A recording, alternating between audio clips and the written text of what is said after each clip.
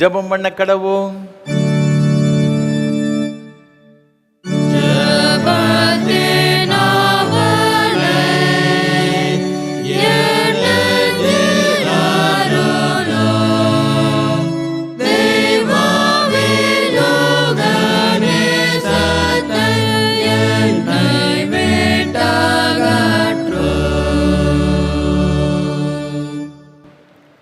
நான் இளைஞனுமாயிருந்தேன், முதிர் வயது உள்ளவனுமானேன்.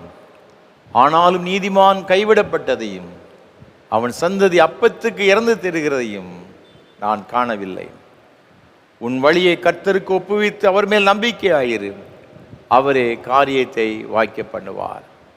மகா பரிசுத்தம் நிறைந்த அன்பின் பரலோக பிதாவே, இந்த பரிசுத்தமான காலை ஆராதனை வேளைக்காக நன்றியோடு உம்மை துதிக்கிறோம், உம்மை ஸ்தோத்தரிக்கிறோம். அப்பா ஆண்டவர், எங்கள் மத்தியில் எழுந்தருளி உம்முடைய பிரசன்னத்தினால் எங்கள் ஒவ்வொருவர் நிறைத்து இந்த ஆராதனை எங்கள் எல்லாருக்கும் மிகுந்த ஆசீர்வாதமாக அமைய கிருபை செய்ய வேண்டும் என்று மீட்பர் இயேசு கிறிஸ்துவின் மூலமாக மிகுந்த தாழ்மையோடு ஜெபிக்கிறோம் தூய பிதாவே, ஆமென்.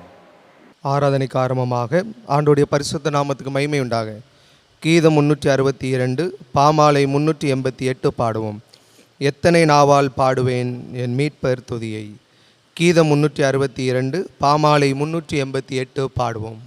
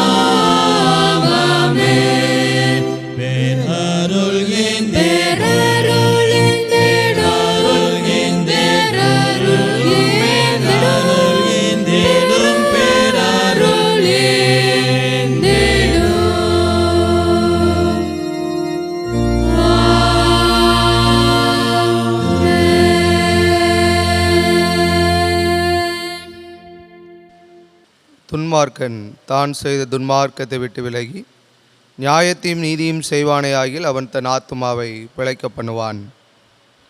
நான் எழுந்து என் தகப்பனிடத்திற்கு போய், தகப்பனே, பரத்துக்கு விரோதமாக உமக்கு முன்பாகவும் பாவம் செய்தேன், இனிமேல் உம்முடைய குமாரன் என்று சொல்லப்படுவதற்கு நான் பாத்திரன் அல்ல என்பேன். நமக்கு பாவமில்லை என்போமானால் நம்மை நாமே வஞ்சிக்கிறவர்களாயிருப்போம். சத்தியம் நமக்குள் இராது. நம்முடைய பாவங்களை நாம் அறிக்கையிட்டால் பாவங்களை நமக்கு மன்னித்து எல்லா அநியாயத்தையும் நீக்கி நம்மை சுத்திகரிப்பதற்கு கர்த்தர் உண்மையும் நீதியுள்ளவராய் இருக்கிறார். பிரியமான சகோதர சகோதரிகளே, நம்முடைய பரமபிதாவாகிய சர்வ வல்லமுள்ள தேவனுடைய அளவில்லாத தயவினாலும் இரக்கத்தினாலும் பாவ மன்னிப்பை பெறுவதற்காக நாம் செய்த பலவிதமான பாவங்களையும் அக்கிரமங்களையும் அவர் சந்நிதியில் மாயமாய் மறைத்து கொள்ளாமல் பணிவும் தாழ்மையும் துக்கமும் கீழ்ப்படிதலுமுள்ள இருதயத்தோடு அறிக்கையிட வேத வசனம் பற்பல வாக்கியங்களில் நம்மை ஏவுகிறது.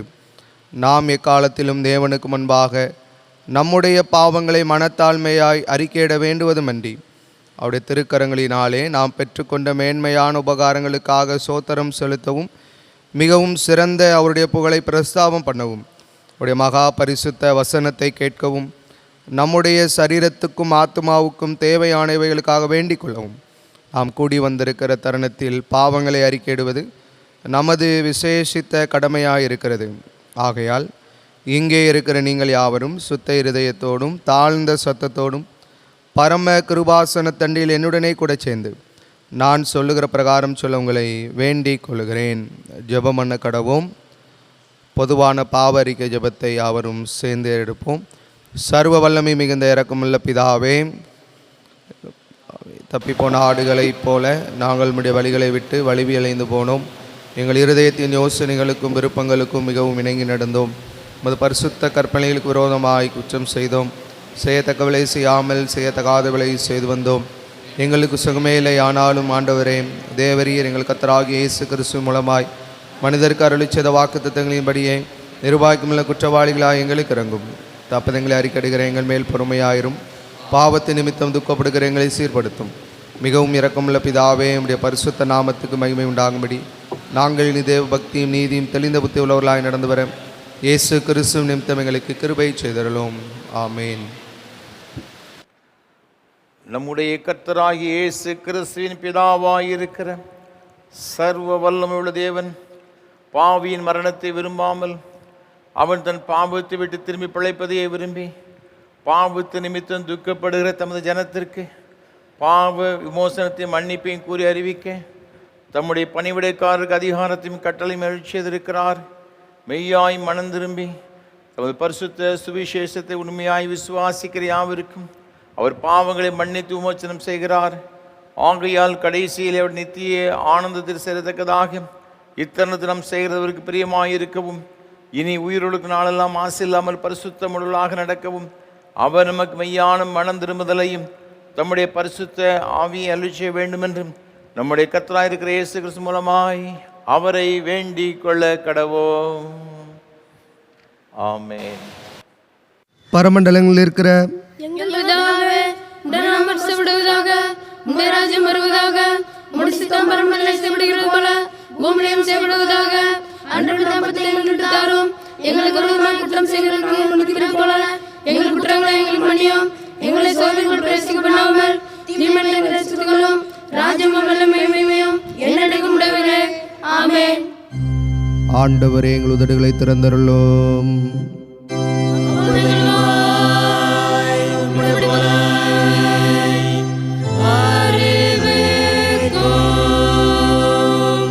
தேவனே, எங்களை ரட்சிக்க விரைவாய் வாரும்.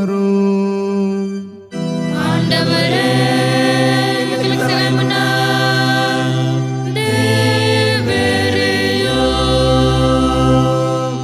பிதாவுக்கும் குமாரனுக்கும் பரிசுத்தாவிக்கும் மகிமை உண்டாவதாக.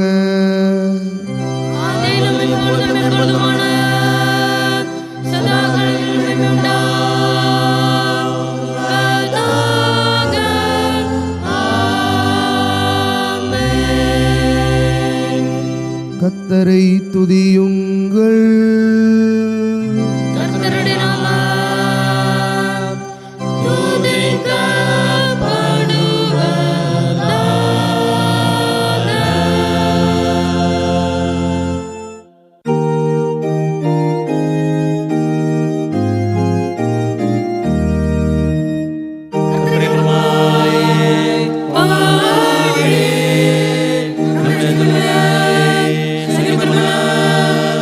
கடவுள் வாருங்கள்.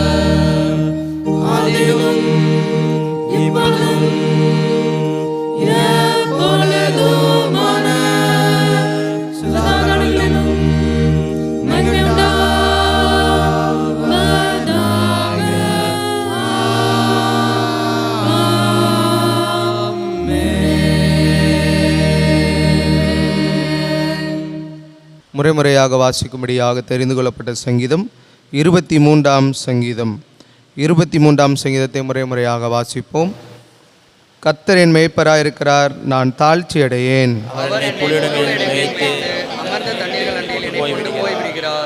அவர் என் ஆத்துமாவை தேற்றி தம்முடைய நாமத்து நிமித்தம் என்னை நீதியின் பாதைகளில் நடத்துகிறார்.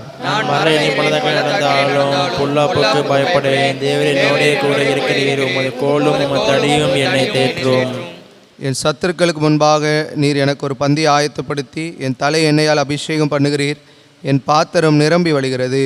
என் ஜீவனுள்ள நாளெல்லாம் நன்மையும் கிருபையும் என்னை தொடரும். நான் கர்த்தருடைய வீட்டிலே நீண்ட நாட்களாய் நிலைத்திருப்பேன்.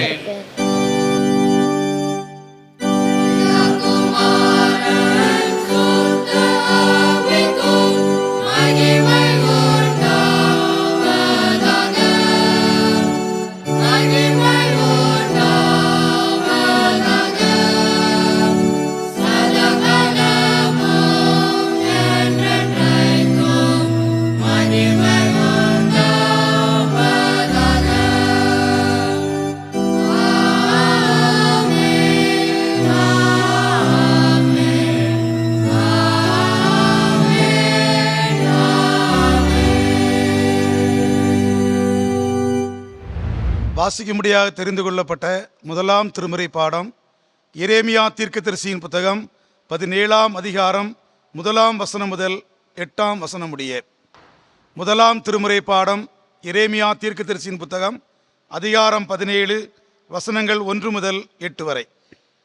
யூதாவின் பாவம் இரும்பெழுத்தாணியினாலும் வைரத்தின் நுனியினாலும் எழுதப்பட்டு அவர்களுடைய இருதயத்தின் பலகையிலும் உங்கள் பலிபீடங்களுடைய கொம்புகளிலும் பதிந்திருக்கிறது. உயர்ந்த மேடுகளின் மேல் பச்சையான மரங்கள் அண்டையில் இருந்த அவர்களுடைய பலிபீடங்களையும் அவர்களுடைய தோப்புகளையும் அவர்கள் பிள்ளைகள் நினைக்கும்படி இப்படி செய்திருக்கிறது. வயல் நிலத்திலுள்ள என் மலையே, நீ உன் எல்லைகளிலெல்லாம் செய்த பாவத்து நிமித்தம் நான் உன் ஆஸ்தியையும் உன் எல்லா பொக்கிஷங்களையும் உன் மேடைகளையும் கூட சூறையிடுவிப்பேன். அப்படியே நான் உனக்கு கொடுத்த சுதந்திரத்தை நீதானே விட்டு விடுவாய். நீ அறியாத தேசத்தில் உன்னை உன் சத்துருக்களுக்கு அடிமையும் ஆக்குவேன். என்றென்றைக்கும் எரியத்தக்க என் கோபத்தின் அக்கினியை மூட்டிவிட்டீர்களே. மனுஷன் மேல் தன் நம்பிக்கையை வைத்து மாம்சமானதை தன் புயபலமாக்கி கொண்டு கர்த்தரை விட்டு விலகுகிற இருதயமுள்ள மனுஷன் சபிக்கப்பட்டவன் என்று கர்த்தர் சொல்கிறார்.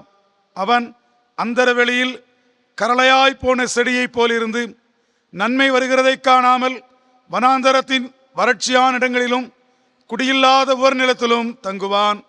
கர்த்தர் மேல் நம்பிக்கை வைத்து கர்த்தரை தன் நம்பிக்கையாக கொண்டிருக்கிற மனுஷன் பாக்கியவான்.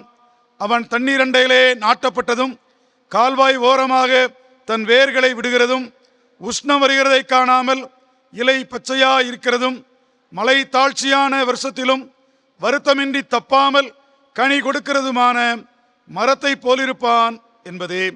வாசிக்கும்படியாக தெரிந்து கொள்ளப்பட்ட முதலாம் திருமுறை பாடம் வாசித்தாயிற்று.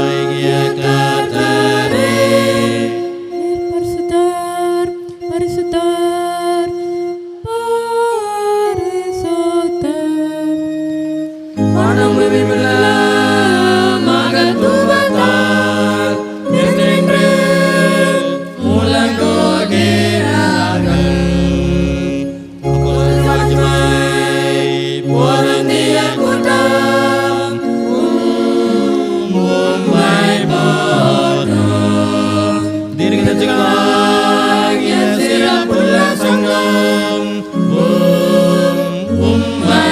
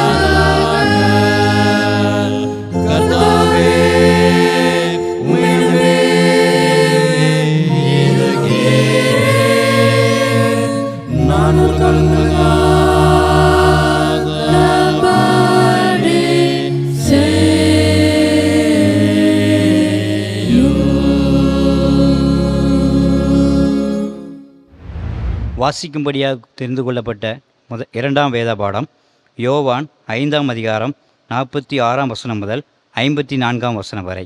யோவான் 5:46. பின்பு இயேசு தாம் தண்ணீரை திராட்சரசமாக்கின கலிலேயாவிலுள்ள கானா ஊருக்கு மறுபடியும் வந்தார். அப்பொழுது கப்பர்நகூமிலே ராஜாவின் மனுஷரில் ஒருவனுடைய குமாரன் வியாதியாய் இருந்தான். இயேசு யூதேயாவிலிருந்து கலிலேயாவுக்கு வந்தார் என்று அந்த மனுஷர் கேள்விப்பட்ட போது அவரிடத்திலிருந்து போய் தன் மகன் மரண அவஸ்தையாயிருந்தபடியினாலே அவனை குணமாக்கும்படி வரவேண்டுமென்று அவரை வேண்டிக் கொண்டான். அப்பொழுது இயேசு அவனை நோக்கி, நீங்கள் அடையாளங்களையும் அற்புதங்களையும் காணாவிட்டால் விசுவாசிக்க மாட்டீர்கள் என்றார். அதற்கு ராஜாவின் மனுஷன், ஆண்டவரே, என் பிள்ளை சாகிறதுக்கு முன்னே வரவேண்டும் என்றான். இயேசு அவனை நோக்கி, நீ போகலாம், உன் குமாரன் பிழைத்திருக்கிறான் என்றார். அந்த மனுஷன் இயேசு சொன்ன வார்த்தையை நம்பி போனான். அவன் போகையில் அவனுடைய ஊழியக்காரர் அவனுக்கு எதிர்கொண்டு வந்து, உம்முடைய குமாரன் பிழைத்திருக்கிறான் என்று அறிவித்தார்கள். அப்பொழுது எந்த மணி நேரத்தில் அவனுக்கு குணமாயிற்று என்று அவர்களிடத்தில் விசாரித்தான். அவர்கள், நேற்று 7ஆம் மணி நேரத்தில் ஜுரம் அவனை விட்டது என்றார்கள். உன் குமாரன் பிழைத்திருக்கிறான் என்று இயேசு தன்னுடனே சொன்ன மணி நேரம் அதுவே என்று தகப்பன் அறிந்து அவனும் அவன் வீட்டார் அனைவரும் விசுவாசித்தார்கள். இயேசு யூதேயாவிலிருந்து கலிலேயாவுக்கு திரும்பி வந்தபோது இது அவர் செய்த இரண்டாம் அற்புதம். வாசிக்கும்படியாக குறிக்கப்பட்ட இரண்டாம் வேத பாடம் வாசித்தாயிற்று.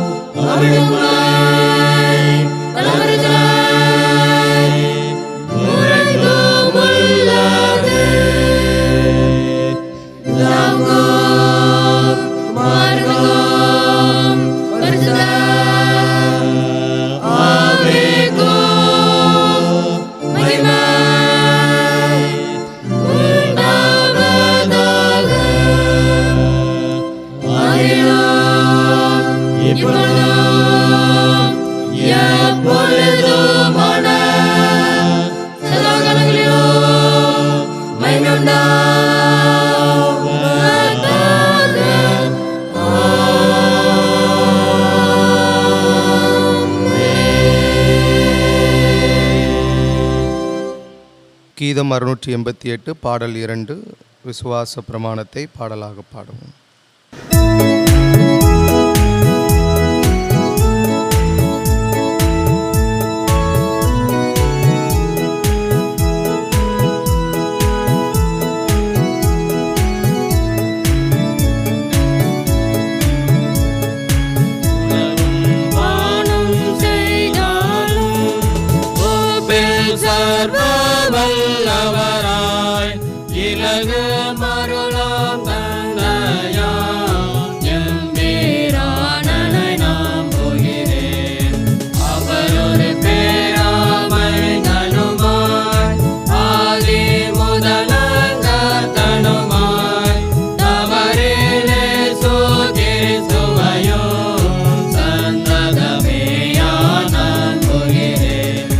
பரிசுத்தாவி அருளதனால் வழிமே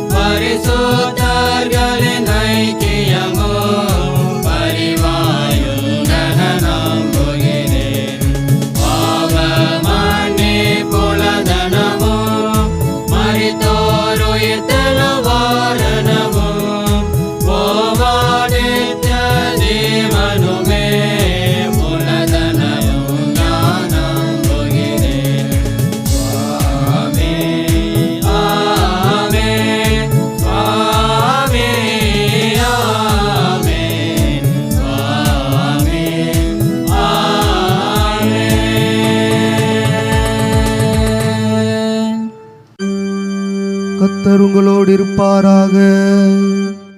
அவர் உமது ஆவியோடும் இருப்பாராக. ஜெபம் பண்ண கடவோம்.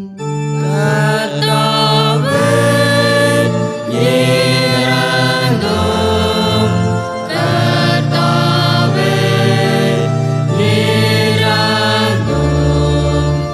கிறிஸ்துவே இரங்கும். கிறிஸ்துவே இரங்கும். கர்த்தாவே இரங்கும். கர்த்தாவே இரங்கும். பரமண்டங்களில் இருக்கிற எங்கள் பிதாவே, உம்முடைய நாமம் மகிமைப்படுவதாக, உம்முடைய ராஜ்யம் வருவதாக, உம்முடைய சித்தம் பரமண்டலத்திலே செய்யப்படுவது போல பூமியிலும் செய்யப்படுவதாக. அன்றாட எங்களுக்கு தாரும், எங்கள் விரோதமாய் குற்றம் செய்தவர்களே, நாங்கள் மன்னிக்கிறது போல எங்கள் குற்றங்களை மன்னியும். எங்களை சோதனையில் பிரவேசிக்கப்படாமல் தீமையை விலக்கிக் கொள்ளும்.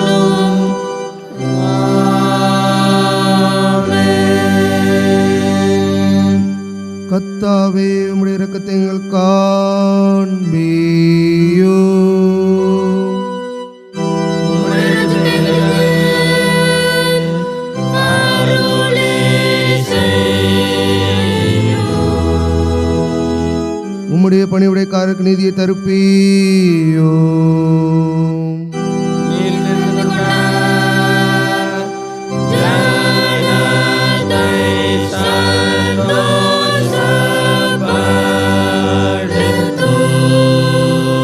கர்த்தாவே உம்முடைய ஜனத்தை ரட்சியோ. உம்முடைய சித்தத்தை ஆசீர்வதியும். கர்த்தாவே எங்கள் காலத்து சமாதானத்தை கட்டளையிடோ. தேவரீரே அல்லாமல் எங்களுக்காக யுத்தம் செய்வார் ஒருவருமில்லை.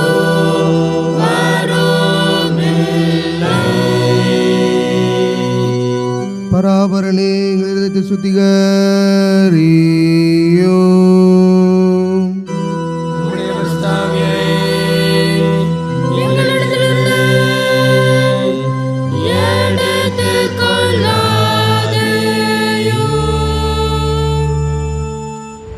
கர்த்தரும் உலக இரட்சகருமான இயேசு கிறிஸ்துவின் ஈடு இணையற்ற நாமத்தினாலே திருநெல்வேலி திருமண்டலம் கல்லடிக்குறிச்சி சிஎஸ்சி கிறிஸ்து ஆலயத்தின் சார்பாக இந்த ஆராதனை வேளையிலே பங்கெடுக்கும்படி வந்திருக்கிற அனைவரையும் அன்போடு கூட வாழ்த்துகிறேன்.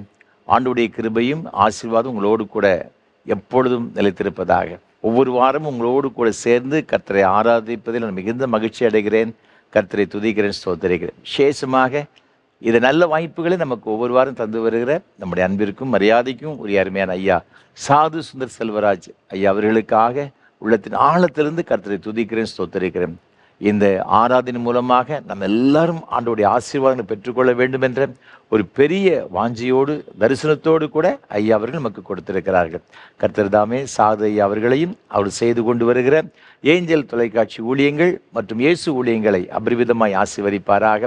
நம்முடைய தனி ஜெபங்களிலே, குடும்ப ஜெபங்களிலே ஐயா அவர்களுக்காக அவர் செய்து கொண்டு வருகிற இந்த ஊழியங்களுக்காக ஜெபிப்போம், ஆண்டோடைய ஆசீர்வாதங்களை பெற்றுக்கொள்வோம்.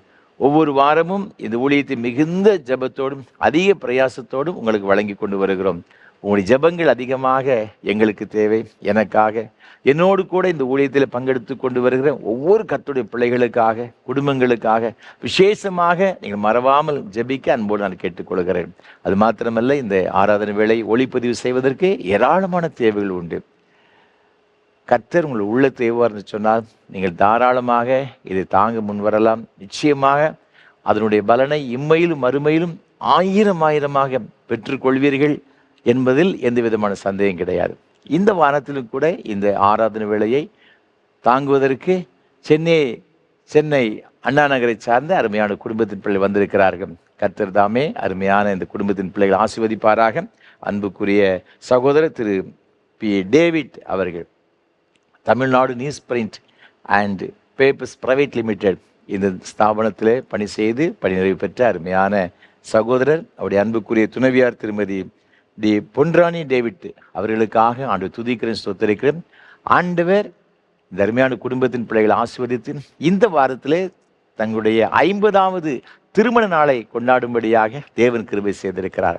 அதற்காக உள்ளத்தின் ஆழத்திலிருந்து கர்த்தரை துதிக்கிறேன். இந்த அருமையான தம்பதிகளை அன்போடு கூட வாழ்த்துகிறேன். வேத வசனம் சொல்லுகிறபடியே உபாகமம் புஸ்தகம் 31ஆம் அதிகாரம் 8ஆம் வசனத்திலே, கர்த்தர் தாமே உனக்கு முன்பாக போகிறவர், அவர் உன்னோடே இருப்பார், அவர் உன்னை விட்டு விலகுவதும் இல்லை, உன்னை கைவிடுவதும் இல்லை, நீ பயப்படவும் கலங்கமும் வேண்டாம் என்ற வார்த்தையின்படியே ஆண்டவர் தர்மையான குடும்பத்தின் பிள்ளைகளுக்கு முன்பாக சென்று எல்லாவற்றையும் ஆண்டவர் தாமே ஆசீர்வாதமாக்கி கொடுப்பாராக. விசேஷமாக தேவன் அவளுக்கு கொடுத்த 2 பிள்ளைகளுக்காக கர்த்தரை துதிக்கிறேன், ஸ்தோத்திரிக்கிறேன். ஆஸ்திரேலிய தேசத்திலே அந்த அருமையான 2 பிள்ளைகளும் அங்கு வசித்து கொண்டு வருகிறார்கள். அவருடைய மூத்த மகன் அன்புக்குரிய சகோதரர் திரு டென்சிங் டேவிட் அவர்களுக்காக, அவருடைய அன்புக்குரிய துணைவியார் திருமதி ஜாக்லின் ஸ்மைல் அவர்களுக்காக ஆண்டவர் துதிக்கிறேன், ஸ்தோத்தரிக்கிறேன். தேவன் அவர்களுக்கு கொடுத்த அருமையான பிள்ளைகளுக்காக காலின் பிரான்சிஸ், ஹேனா பெர்சிஸ், இந்த அருமையான பிள்ளைகளுக்காக ஆண்டவர் துதிக்கிறேன், ஸ்தோத்தரிக்கிறேன். அதே போல் அவருடைய 2வது மகன் சகோதரர் திரு கிங்ஸ்லின் டேவிட் அவர்களுக்காக, அவருடைய அன்புக்குரிய துணைவியார் திருமதி ரோஸ் ஸ்வீட்லின் அவர்களுக்காக ஆண்டவர் துதிக்கிறேன், ஸ்தோத்தரிக்கிறேன். தேவனுக்கு கொடுத்த அருமையான பிள்ளைகள் ஜெரின், ஜாஷ்வா, தர்மையான பிள்ளைகளுக்காக ஆண்டவர் துதிக்கிறேன். கர்த்தர் தாமே இந்த அருமையான பிள்ளைகளை அபரிமிதமாய் ஆசீர்வதிப்பாராக. உன் பிள்ளைகள் உன் பந்தியை சுற்றிலும் ஒலிவுமர கன்றுகளைப் போல் இருப்பார்கள் என்ற வார்த்தையின்படி கர்த்தர் இந்த அருமையான பிள்ளைகளை அவ்வாறு ஆசீர்வதித்து உயர்த்துவாராக. நீ உன் பிள்ளைகளையும் இஸ்ரவேலுக்கு உண்டாகும் சமாதானத்தை காண்பாய் என்ற வார்த்தையின்படி அருமையான தம்பதிகளுக்கு நல்ல சுகத்தையும் பலத்தையும் நீடித்த சுகவாழ்வையும் கொடுத்து வழிநடத்துவாராக. அது மாத்திரமல்ல, இந்த ஆராதனை வேளைக்காக பல வகையில் உதவி செய்கிற உங்கள் எல்லாருக்காகவும் ஆண்டவர் துதிக்கிறேன், ஸ்தோத்திரிக்கிறேன். அநேகர் சின்ன சின்ன காணிக்கைகள் மூலமாக இந்த ஊழியங்களை நீங்கள் ஆதரித்து கொண்டு வருகிறீர்கள், தாங்கி கொண்டு வருகிறீர்கள். அதற்காக ஆண்டவர் துதிக்கிறேன், ஸ்தோத்திரிக்கிறேன். தொடர்ந்து எங்களுக்காக ஜெபியுங்கள். தேவ கிருபை நம் அனைவரோடு கூட இருப்பதாக. ஆண்டவர் நம் அனைவரை ஆசீர்வதிப்பாராக. ஆமென். தொடர்ந்து கர்த்தர் நம்மோடு கூட பேசும்படியாக நாம் 1 நிமிடம் தலைவணங்கி ஜெபம் செய். பரிசுத்த பிதாவே, உம்முடைய திருவார்த்தைகளை கேட்க வந்திருக்கிறோம். எங்களோடு கூட பேசும் அப்பா. இன்றைக்கு நாங்கள் கேட்கின்ற உம்முடைய வேத வசனங்கள் எங்கள் ஒவ்வொருவருக்கும் மிகவும் ஆசீர்வாதமாக இருக்க ஆண்டவர் அனுகிரகம் செய்வீராக. நாங்கள் இந்த வேத வசனத்தின்படி வாழ்ந்து உன்னதமான உம்முடைய ஆசீர்வாதங்களை சுதந்திரித்துக் கொள்ள கிருபை தாரும். என்னை மறைத்து நீர் வெளிப்படும். உமது பிள்ளைகளோடு கூட இன்றைக்கு நீர் பேசும். மீட்பர் இயேசு கிறிஸ்துவின் மூலமாக ஜெபிக்கிறோம் பரிசுத்த பிதாவே. ஆமென். கிறிஸ்துவுக்குள் மிகவும் பிரியமானவர்களே, இந்த நாளிலும் கூட நம்ம எல்லாருக்கும் ஆசீர்வாதமாக இருக்கும்படியாக தெரிந்து கொண்ட வேத வசனம் நாம் வேத பாடமாக வாசிக்க கேட்ட எரேமியா தீர்க்கதரிசியின் புஸ்தகம் 17ஆம் அதிகாரம் 7ஆம் வசனம். கர்த்தர் மேல் நம்பிக்கை வைத்து கர்த்தரை தன் நம்பிக்கையாக கொண்டிருக்கிற மனுஷன் பாக்கியவான். வேத வசனம் இங்கே அழகாக சொல்லுகிறது, கர்த்தர் மேல் நம்பிக்கை வைத்து கர்த்தரை தன் நம்பிக்கையாக கொண்டிருக்கிற மனுஷன் பாக்கியவான். இந்த உலகத்தில் காரு, பங்களா, வசதிகள் இதெல்லாம் ரொம்ப அவசியம்தான். அவர்களெல்லாம் வைத்திருக்கிறவர்களை பார்த்து ரொம்ப பாக்கியவான், பாக்கியவதி என்று சொல்லுவோம். ஆனால் வேதத்தில் சொல்லப்பட்டிருக்கிறது, என்ன சொல்லப்பட்டிருக்கிறது தெரியுமா? கர்த்தரை யார் ஒருவர் தன் நம்பிக்கையாக வைத்திருக்கிறார்களோ அவர்கள்தான் பாக்கியவான் என்று வேதத்தில் சொல்லப்பட்டிருக்கிறது. இன்றைக்கு நாம் ஆண்டவர் மீது ஒரு முழுமையான ஒரு நம்பிக்கை வைத்திருக்கிறோமா? நாம் யோசித்து பார்க்கிறோம். அதற்கு அடுத்த வசனம் சொல்லுகிறது, அவர்கள் எப்படிப்பட்டவர்களாக இருப்பார்களாம்? 8ஆம் வசனம், அவன் தண்ணீர் அண்டையிலே நாட்டப்பட்டதும் கால்வாய் ஓரமாக தன் வேர்களை விடுகிறதும் உஷ்ணம் வருகிறதை காணாமல் இலை பச்சையாய் இருக்கிறதும் மழை தாட்சியான வருஷத்திலும் வருத்தம் இன்றி தப்பாமல் கனி கொடுக்கிறதுமான மரத்தை போல் இருப்பான். எவ்வளவு அழகா வேதத்தில் சொல்லப்பட்டிருக்கிறது பாருங்க. கால்வாய் ஓரமாக தன் வேர்களை விடுகிறதும் உஷ்ணம் வருகிறதை காணாமல் இலை பச்சையாய் இருக்கிறதும் மழை தாட்சியான வருஷத்திலும் அது என்ன செய்யணும்? வருத்தமின்றி தப்பாமல் கனி கொடுக்கும். எவ்வளவு உஷ்ணம் வந்தாலும் கூட இலை பச்சையா இருக்குமா. மழை பெய்யாவிட்டாலும் கூட கனிகளை ஏராளமாய் கொடுக்குமா. அதனுடைய வேர்கள் தண்ணீர்கள் கால்வாய் ஓரமாய் இருக்கின்ற இந்த மரங்களுடைய வேர்கள் எவ்வளவு ஆழமாய் சென்றிருக்கு, அதே போல செழிப்பா இருக்குமா. பத்திரிகையிலே சில தினங்களுக்கு முன்பாக ஒரு செய்தியை படித்தேன். பாகிஸ்தான் தேசத்திலிருந்து ஒரு இளம் தம்பதிகள், அங்கு ஏராளமான பிரச்சனை போராட்டம், இந்திய தேசத்தில் வந்து சந்தோஷமாய் வாழலாம் என்று சொல்லி அவர்கள் அப்படியே ராஜஸ்தான் பகுதிக்கு வந்திருக்கிறார்கள். ராஜஸ்தான் பாலைவன பகுதிகளில் அவர்கள் சிக்கிக் கொண்டார்கள். அந்த பாலைவனத்திலே குடிப்பதற்கு தண்ணீர் கிடைக்கவில்லை, ரொம்ப கஷ்டப்பட்டிருக்கிறாங்க. சில நாட்கள் அலைந்து திரிந்தும் தண்ணீர் இல்லாமல் அப்படியே வாழ வேண்டும் என்று சொன்ன அந்த அருமையான தம்பதிகள் அவர் மடிந்து போனார்கள் என்று செய்தித்தாள் வாசித்து ரொம்ப வேதனைப்பட்டேன். தண்ணீர் இல்லாவிட்டால் எவ்வளவு ஒரு பயங்கரமான ஒரு நிலைமை வந்து சேர்ந்து விடுகிறது பாருங்கள். பாலைவனம் அப்படிப்பட்டது தான். ஆனால் ஒரு மனிதன் ஆண்டவர் மீது நம்பிக்கை வைத்திருக்கும் பொழுது அது எவ்வளவு உஷ்ணம் வந்தாலும் சரி, மழையே பெய்யாவிட்டாலும் கூட வசனம் சொல்லுகிறது, அவன் வருத்தமின்றி தப்பாமல் கனி கொடுப்பான். யார் தெரியுமா? ஆண்டவர் மீது நம்பிக்கை வைத்திருக்கிறார்கள். இன்றைக்கு நான் உங்களை பார்த்து ஒன்று கேட்கின்ற வைத்துக் கொள்ளுங்களேன். நீங்கள் கிறிஸ்துவின் மீது, இயேசு கிறிஸ்துவின் மீது நம்பிக்கை வைத்திருக்கிறீர்கள் என்று சொல்லி கேட்டால் உடனே சொல்லுவீர்கள், ஆமா ஐயா என்று சொல்லுவீர்கள். இல்லாவிட்டால் அந்த ஆராதனைக்கு முன்பாக நீங்கள் வந்து இருப்பதில்லை. நம்பிக்கையெல்லாம் இருக்குது.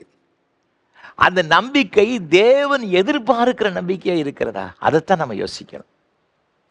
1859 ஜூன் மாதம் 30 அமெரிக்க ஐக்கிய தேசத்தில் நியூயார்க் பட்டணத்தில் ஒரு பெரிய ஒரு நீர்வீழ்ச்சி, நயாகரா நீர்வீழ்ச்சி, உலக பிரசித்தி பெற்ற ஒரு பெரிய நீர்வீழ்ச்சி, நம்ம எல்லாரும் அறிந்திருக்கிறோம்.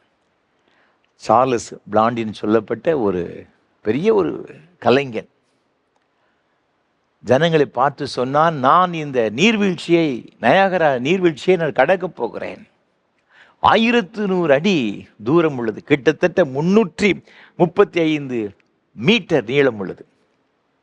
அதனுடைய ஒரு பகுதி அமெரிக்க தேசத்துடைய இந்த நியூயார்க் பகுதியில் இருக்கிறது. அதனுடைய அடுத்த முனை அந்த நீர்வீழ்ச்சியுடைய அடுத்த பகுதி கனடா தேசத்துடைய ஒரு பகுதியில் இருக்கிறது. அவன் சொன்னான், 2 பகுதிக்கு நடுவிலே 3 அங்குல அகலம் உள்ள ஒரு பெரிய ஒரு கயிற்றை அவன் கட்டி கொண்டான். எந்த விதமான பாதுகாப்பு உபகரணங்களும் கிடையாது, சேஃப்டிக்காக எதுவுமே கிடையாது. பார்த்துக்கிடுங்க. அவர் சொன்னான், நான் இந்த நீர்வீழ்ச்சியை நான் கடந்து போகிறேன். 160 200 அடி உயரத்தில் அந்த நீர்வீழ்ச்சி இருக்கின்றது. ஏராளமான மக்கள் கூடிவிட்டார்கள். அவன் நேராக சென்றான் நீர்வீழ்ச்சி. எல்லாரும் ஆரவாரம் செய்தார்கள், கரங்களை தட்டினார்கள். அப்படியே பின்னால் திரும்பி வந்தான். கரணம் தப்பினால் மரணம் தான். அது எவ்வளவு பெரிய நீர்வீழ்ச்சி என்பதை நம்ம எல்லாரும் அறிந்திருக்கிறோம். பிறகு கண்களை கட்டிக்கொண்டு குறுக்காக சென்றான். மக்கள் ஆச்சரியம் அடைந்தார்கள். பிறகு ஒரு சைக்கிள் எடுத்துக்கொண்டான்.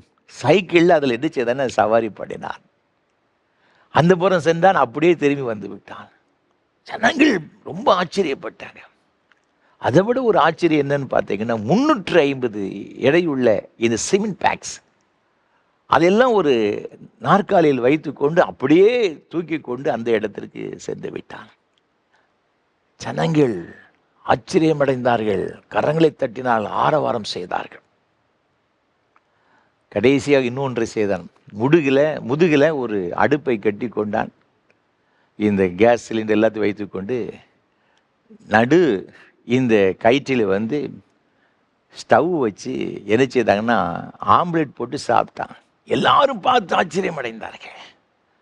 அவன் கரைக்கு வந்தவன் சொன்னான், ஆயிரக்கணக்கான மக்கள் நின்று கொண்டிருந்தார்கள். என்னால் ஒரு மனிதனை இந்த இடத்திலிருந்து அந்த பகுதிக்கு சுமந்து கொண்டு போக முடியும் என்று நம்புகிறீர்களா என்று கேட்டான். எல்லாரும் கையை தூக்கினாங்க. ஆம் ஆம் என்று சொல்லி ரொம்ப சத்தம் போட்டாங்க. என்ன 350 கிலோ எடையுள்ள இந்த சிமெண்ட் பேக்கை இந்த சைடில் நாங்கள் கொண்டு போயிட்டான். உண்மையாகவே நம்புகிறீர்களா? நம்புகிறோம். அதுக்கு அடுத்தால சொன்னா, எல்லாரும் நம்புகிறேன்னு சொன்னீங்க, ஒருத்தர் வாங்க என் முதுகில் ஏறிக்கிடுங்க, தோல் மேலே ஏறிக்கிடுங்க, நான் அந்த பருவத்தில் கொண்டு போய் உங்களை விட்டு விடுவேன்னு சொன்னாங்க. கூட்டம் கப் சிப்னு ஆயிடுச்சு. ஒரு வய கூட என்ன செய்யலைன்னாக்கி இவர் தோல் மேலே யாருக்கு முன் வரவில்லை. எல்லாரும் சத்தம் போட்டாங்க. ஆனால் 100% கேரண்டிங்க, அவன் என்ன செய்வான்னா கண்டிப்பாக அங்கேருந்து அந்த சைடு கொண்டு போயிடுவான். ஏன்னா அவ்வளோ பெரிய வித்தையெல்லாம் செய்திருக்கிறான். கண்ணை மூடிட்டு போயிருக்கிறான், முன்னால் போயிருக்கிறான், பின்னாலே நடந்து வந்திருக்கிறான், ஆம்லெட் போட்டு சாப்பிட்ருக்கிறான். தூக்கிட்டு போக முடியாதா? ஆனால் எல்லாரும் நம்புகிறேன்னு சொன்னார்கள், ஒருத்தர் கூட முன் வரலை. அந்த நம்பிக்கையில் சில குளறுபடிகள், சில பிரச்சனைகள் இருக்கிறது. இன்றைக்கு நம்முடைய வாழ்க்கையிலும் கூட இயேசுவை நம்புகிறாயா என்று சொன்னால் எல்லாரும் சொல்லுவோம், நம்புகிறோம் என்று சொல்லுவோம். ஆனால் நம்முடைய வாழ்க்கையில் சில பிரச்சனைகள், சில போராட்டங்கள் வரும் பொழுது கர்த்தரை சார்ந்திருப்பதில், முழு நம்பிக்கை வைப்பதில் நம்ம பேக் அடித்து விடுகிறோம். நாம் அதில் குறைப்பட்டு விடுகிறோம். அன்பானவர்களே, ஆண்டவர் சொல்லரு, என் முழுவதுமாக நீ சார்ந்திருக்கணும். கர்த்தர் மீது முழு நம்பிக்கையோடு கூட நினைச்சேன்னா இருக்கணும். கர்த்தர் மேல் நம்பிக்கை வைத்து கர்த்தரை தன் நம்பிக்கையாக கொண்டிருக்கிற, நம்பிக்கை வைக்கிறது மாத்திரமல்ல, அவர்தான் என்னுடைய நம்பிக்கை என் ஜீவகாலம் எல்லாம் என்று முழுமையான நம்பிக்கை யார் வைத்திருக்கிறார்களோ அவர்கள்தான் பாக்கியம். அதனால தான் சங்கீதக்காரன் சொல்லுகிறார், 31ஆம் சங்கீதம் 19ஆம் வசனத்திலே, உமக்கு பயந்தவர்களுக்கும் மனுபுத்திரருக்கு முன்பாக உம்மை நம்புகிறவர்களுக்கும் நீர் உண்டு பண்ணி வைத்திருக்கிற உம்முடைய நன்மை எவ்வளவு பெரிதாயிருக்கிறது. மனுபுத்திரருக்கு முன்பாக உம்மை நம்புகிறவர்களுக்கு, அதனால தான் அவர் சொல்றார், அவருடைய நன்மை பெரியதாயிருக்கிறது. கர்த்தரை நம்புகிறவர்கள் பாக்கியவான். கர்த்தரை நம்புகிறவர்களுக்கோ ஒரு குறைவுபடாது என்று வேத வசனம் சொல்லுகிறது. ஆகவே தான் சங்கீதக்காரன் சொல்லுகிறான், 21ஆம் சங்கீதம் 7ஆம் வசனத்தில், ராஜா கர்த்தர் மேல் நம்பிக்கையாயிருக்கிறார், உன்னதமானவருடைய தயவினால் அசைக்கப்படாதிருப்பார். ஆண்டவர் மீது நம்பிக்கை வைக்கும் பொழுது அவருடைய தயவு நமக்கு கிடைக்கிறது. எந்த சூழ்நிலையிலும், அது சுனாமியே வந்தாலுங்க அசைக்கப்பட மாட்டோங்க, அசைக்கப்பட மாட்டோம். அதனால தான் வேத வசனம் சொல்லுகிறது, நீதிமொழியின் புஸ்தகம் 23ஆம் அதிகாரம் 18ஆம் வசனத்தில், நிச்சயமாகவே முடிவு உண்டு, நம்பிக்கை வீண் போகாது. ஆண்டவர் மீது நம்பிக்கை வச்சிருந்தா அதுக்கு நிச்சயம் ஒரு முடிவு கண்டிப்பாக வந்து தான் ஆகணுங்க. அந்த முடிவு அது நமக்கு ஆசீர்வாதமாகத்தான் இருக்கும். ஏனென்றால் நீங்களும் நானும் நம்பிக்கை யார் மீது வைத்திருக்கிறோம்? அண்ட சராசரங்களையும் ஒரே ஒரு வார்த்தையினால், ஒரு சொல்லினால் உருவாக்கின கர்த்தர் மீது நம்ம நம்பிக்கை வச்சிருக்கிறேன். அவர் எப்படி நம்ம கைவிடுவார்? நிச்சயமாகவே முடிவு உண்டு, உன் நம்பிக்கை வீண் போகாது என்று தான் வேத வசனம் சொல்கிறது. அன்பான ஆண்டவருடைய பிள்ளைகளே, இது காலை வேளையில் தேவன் ஆராதிக்க வந்திருக்கிற நம்மை பார்த்து ஆண்டவர் சொல்லுகிறார், மகனே மகளே, என் மீது முழு நம்பிக்கை வைத்திருக்கிறாயா? அப்படி என்றால் நீ பாக்கியவான், நீ பாக்கியவதி. ஆண்டவர் மீது நம்பிக்கை வைக்கிறதுக்கு அப்படி என்ன ஒரு ஆசீர்வாதத்தை ஆண்டவர் கொடுக்கிறார்? வேதத்தில் வாசித்து பார்க்கும் முதலாவதாக 22ஆம் சங்கீதம் 4ஆம் வசனம் சொல்லுகிறது, எங்கள் பிதாக்கள் உம்மிடத்தில் நம்பிக்கை வைத்தார்கள், நம்பின அவர்களை நீர் விடுவித்தீர். எங்கள் பிதாக்கள் உம்மிடத்தில் நம்பிக்கை வைத்தார்கள், நம்பின அவர்களை விடுவித்தீர். அப்போ ஆண்டவர் மீது நம்பிக்கை வைக்கும் பொழுது ஆண்டவர் என்ன செய்கிறார்னு பார்த்தீங்கன்னா விடுதலை கொடுக்கிறார். இஸ்ரவேல் ஜனங்கள் ஆண்டவர் மீது நம்பிக்கை வச்சிருந்தாங்களாம். கர்த்தர் எல்லா விதமான அவருடைய அடிமைத்தனத்திலிருந்து விடுதலை ஆக்கினார். வேதத்தில் வாசித்து பார்க்கும் பொழுது யாத்திராகமம் புஸ்தகம் 12ஆம் அதிகாரம் 40, 41 ஆகிய வசனங்களிலே இஸ்ரவேல் ஜனங்கள் எகிப்திலே 430 ஆண்டு காலங்கள் அடிமைத்தனத்தினால் கஷ்டப்பட்டு கொண்டிருந்தார்கள். நீங்கள் வேதத்திலே நீங்கள் தொடர்ந்து வாசித்து பார்க்கும் பொழுது வேதம் மிக அழகாக சொல்லுகிறது. அங்கே 1ஆம் அதிகாரத்தில் இங்கு 14ஆம் வசனம் சொல்லுகிறது, 13ஆம் வசனம் சொல்லுகிறது, எகிப்தியர் இஸ்ரவேல் புத்திரரை கொடுமையாய் வேலை வாங்கினார்கள், கொடுமையாய் நடத்தினாங்க. அவங்க அந்த அளவுக்கு பாடுபட்டிருக்கிறாங்க. 14ஆம் வசனம், சாந்தும் செங்கலுமாகி இவைகளை செய்யும் வேலையினாலும் வயலில் செய்யும் சகலவித வேலையினாலும் அவர்கள் ஜீவனையும் கசப்பாக்கினார்கள். அவர்களை கொண்டு செய்வித்த மற்ற எல்லா வேலைகளிலும் அவர்களை கொடுமையாய் நடத்தினார்கள். ஜீவனையே கசப்பாக்கிட்டாங்க. ஏண்டா இந்த தேசத்துக்கு வந்தோம் என்று சொல்லக்கூடிய அளவிற்கு கஷ்டப்பட்டிருக்கிறாங்க. சில நண்பர்களை அறிந்திருக்கிறேன் என்று சொல்லியிருக்கிறாங்க, ஐயா வெளிநாட்டில் போய் நான் அந்த கஷ்டப்பட்டேன், ஏமாந்து விட்டேன். நல்ல வேலை இருக்கிற சொல்லி அழைத்து கொண்டு போய் சம்பளமே கொடுக்காமல் என்னை வேலை வாங்கினார்கள், தப்பிச்சா போதும் அப்படின்ட்டு வந்திருக்கிறேன் என்று சொன்ன சகோதரர்கள்லாம் இருக்கிறாங்க. அப்போ எந்த அளவுக்கு கஷ்டப்பட்டிருப்பாங்க. இந்த ஜனங்கள் கூட அப்படி நினைச்சிருக்கலாம். ஆரம்ப காலத்தில் நல்லா இருக்குன்னு தான் நம்ம வந்தோம், யோசிப்பு காலத்தில் இப்போ மிகவும் கொடுமையாய் நடத்தப்படுகிறோமே. அவர்கள் ஜீவனையும் கசப்பாக்கினார்கள். வாழுவதற்கு விருப்பம் கிடையாதுங்க, செத்து போகலாம். இன்றைக்கு அநேகருடைய வாழ்க்கையிலே காணப்படுகிற சில சிறையிருப்பு நிமித்தமாக, அது பொருளாதாரமாக இருக்கலாம், அல்லாவிட்டால் வியாதியாக இருக்கலாம், அல்லது குடும்பத்தில் உள்ள சில பிரச்சனையாக இருக்கிறோம். ஏன் நாம் வாழ்ந்து கொண்டு இருக்கிறோம்? இது சிறையிருப்பினால் என்னால் வாழ முடியவில்லையே, நான் வேதனைப்பட்டு கொண்டிருக்கிறேன்னு சொல்லி நீங்கள் கலங்கி கொண்டிருக்கலாம். ஏதோ ஒரு வகையான சிறையிருப்பு. எல்லாரும் என்னை அவமானப்படுத்துகிறார்கள், பிள்ளைகள் இருந்தும் கூட எனக்கு பிரயோஜனம் இல்லாமல் இருக்கிறார்கள். என் பிள்ளைகள் மூலமாக நான் படுகிற வேதனைகள், கஷ்டங்கள், அவமானங்கள் கொஞ்சம் நஞ்சமல்ல. ஏன் உயிரோடு கூட இருக்கிறேன்? சில தினங்களுக்கு முன்பாக ஒரு செய்தியை வாசித்தேன். நல்ல அரசாங்கத்தில் உயர்ந்த பதவியில் இருக்கிறவர், அவருடைய மனைவி ஒரு ஆசிரியாய் பணி செய்கிறவர். அவருடைய மகள் தன்னுடைய பேச்சை கேட்கவில்லை என்ற ஒரே ஒரு காரணத்திற்காக, அவள் தான் விரும்பின ஒருவனைத்தான் திருமணம் செய்ய வேண்டும் சொல்லும் ஒரே ஒரு காரணத்திற்காக 2 பேரும் அதிகாலை 4 மணிக்கு எழும்பி இந்த ரயில்வே ட்ராக்ல போய் தலையை வைத்து தற்கொலை செய்து கொண்டாங்க. நான் ஏன் இந்த உலகத்தில் வாழணும்? அவ்வளவு பெரிய அவமானத்தை சுமந்து கூட ஏன் நான் இந்த உலகத்தில் நான் வாழ்ந்து கொண்டு இருக்கணும்? அவமானங்க, நிந்தனைகள். இஸ்ரவேல் ஜனங்கள் அவர்களுக்கு வாழ்வதற்கு விருப்பம் இல்லைங்க, சந்தோஷமாக வாழல, கசப்பு நிறைந்த வாழ்க்கை. நீங்கள் 2ஆம் அதிகாரத்தில் வாசித்து பார்க்கும் பொழுது வேத வசனம் சொல்லுகிறது, 23ஆம் வசனத்தில், எகிப்தின் ராஜா மரித்தான், இஸ்ரவேல் புத்திரர் அடிமைத்தனத்தில் தவிர்த்து முறையிட்டு கொண்டிருந்தார்கள். ஆண்டவரே, இந்த அடிமைத்தனத்திலிருந்து எங்களை விடுதலை ஆக்க மாட்டீரா? புலம்பிக் கொண்டிருந்தார்கள். அவர்கள் அடிமைத்தனத்திலிருந்து முறையிடும் சத்தம் தேவ சந்நிதியில் எட்டினது. அன்பான ஆண்டவருடைய பிள்ளைகளே, ஒருவேளை நீங்கள் எப்படிப்பட்ட அடிமைத்தனத்தில் வாழ்ந்து கொண்டிருந்தாலும் கூட உங்களுடைய சத்தம் தேவ சமூகத்தில் வந்து எட்டும். அதற்கு ஒரு முடிவு உண்டு, நிச்சயமாகவே முடிவு உண்டு. உன் நம்பிக்கை வீண் போகாது. அவர் சொல்றாரு, என் மேல நம்பிக்கை வச்சிரு மகனே மகளே, அதுக்கு ஒரு முடிவு உண்டு. எங்கள் பிதாக்கள் உடைய நம்பிக்கை வைத்தார்கள், நம்பின அவர்களை விடுவித்தீர்.